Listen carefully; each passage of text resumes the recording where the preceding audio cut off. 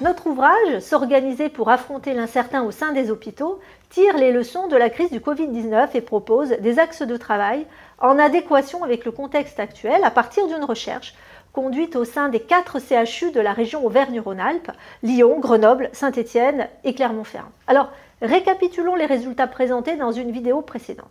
En 2020, les hôpitaux sont devenus des organisations haute fiabilité dans des circonstances inédites.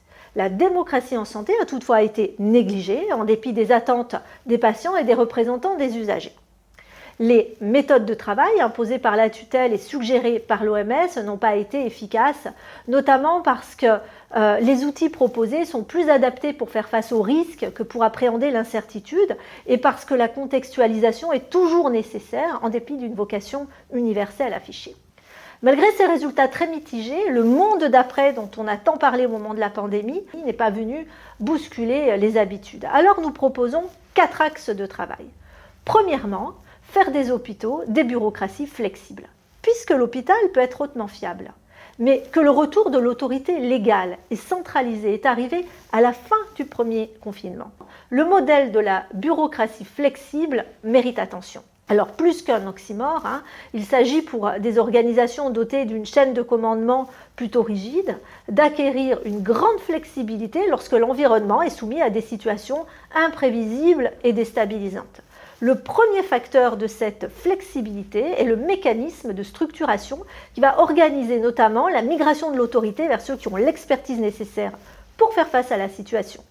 Le deuxième facteur est bien sûr le soutien organisationnel au bricolage de ceux qui sont directement confrontés aux situations inattendues. Et le dernier facteur de cette flexibilité est le management, permettant une communication large et soutenue pour une vision partagée de la situation et des retours d'expérience pour garantir l'évolution et l'articulation des pratiques performantes nouvelles et anciennes. Deuxième axe de travail, renforcer la démocratie en santé.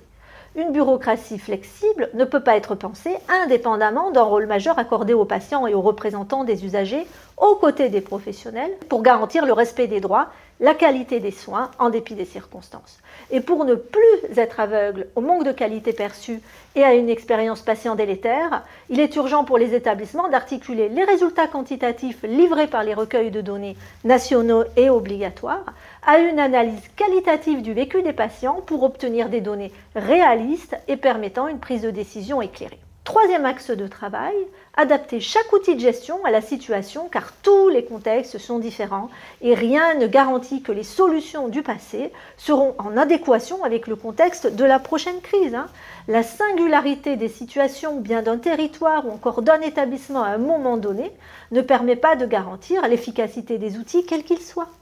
Au contraire, la singularité appelle des adaptations systématiques pour assurer performance et légitimité de ces outils, ce qui ne peut pas se faire sans la participation des acteurs dans le cadre d'une démarche interprofessionnelle de co-construction.